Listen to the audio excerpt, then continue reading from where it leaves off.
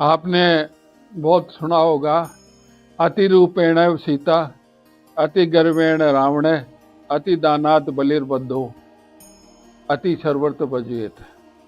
आपने गीता के 6ठे अध्याय के 17वें श्लोक अगर जिसने पढ़ा हो, नहीं पढ़ा हो तो पढ़ लें। युक्ताहार विहार से युक्त चेष्ट से कर्मसु युक्त स्वप्नाव बोध से योगा भवति दुखा।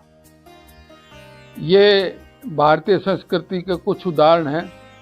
इसके बाद अगर मैं और आपको विदेश के उदाहरण देना चाहूँ कि अरिस्टोटल एक यूनान का बहुत बड़ा दार्शनिक है जिसको हम अरस्तु के नाम से जानते हैं।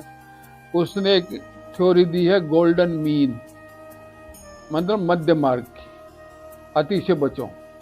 इसी तरह गौतम बुद्ध का आपने सबने पढ़ा होगा, छोटी क्लास में पढ़ा होगा कि गौतम बुद्ध ने बहुत कठोर तपस्या करी, मरने लायक हो गए, ज्ञान प्राप्ति से वो संतुष्ट नहीं हुए। तब एक महिला, दयालु महिला खीर लेके आई और उनको आग्रह करके कहा कि ये खीर खाओ, अपने शरीर को बचाए रखो। और नतीजा ये निकला कि वीणा के तार इतने ढीले भी मत करो, बजे ही नहीं, लेकिन इतने सख्त भी मत करो कि टूट जाए। तो ये मैंने आपको उदाहरण दिया यूनान का, मतलब यूरोप का। और अंग्रेज भी कहते हैं ऑल एक्सट्रीम्स आर बैड। और अपने देसी भाषा में कहे ना, अति को भलो न बरसणु, अति के भली न धूप, अति को भलो न बोलणु, अति की भली न चुप।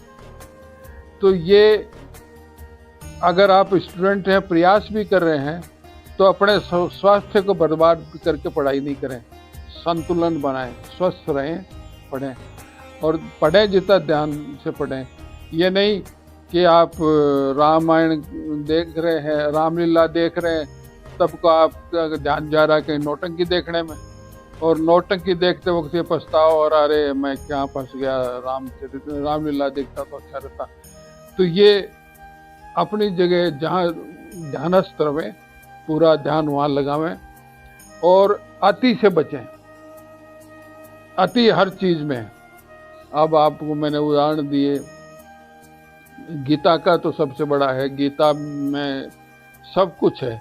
गीता कर्म क्षेत्र से निकली है। कर्म क्षेत्र में भी सबसे खतरनाक क्षेत्र होता है युद्ध का क्षेत्र, युद्ध के क्षेत्र से निकली है। और उसमें भी ये समझाया गया है कि युक्त आहार विहार से, हार और विहार में, खाने में, आमोद प्रमोद में, युक्त मानी संतुलित रहो। युक्त चेष्टा से कर्मों में चेष्टा करो तो भी वो भी संतुलित हो। युक्त स्वप्न बोध से, सपने में और जागने में, माने नींद और जागरण, ये भी संतुलित हो। ऐसा कोई रहेगा तो वो योगी अपने दुखों को नष्ट कर लेगा। इसलिए मेरा खास जो जिस क्षेत्र में भी लगे हुए हैं, मैंने भी बहुत बार कई बार अति करी, अति का परिणाम बहुत खराब निकला। इसलिए एक संतुलित जीवन, संतुलित मार्ग, मध्य मार्ग, इसका हर किसी को ज़रूरत है। मैंने सोचा मैं अनुभव से ये बात साझा करूं, शास्त्र के लिहाज से और अपने जीवन के लिहाज से, इसलिए मैंने साझा की है। आपने सुना, बहुत बहुत धन्यवाद। जय हिंद।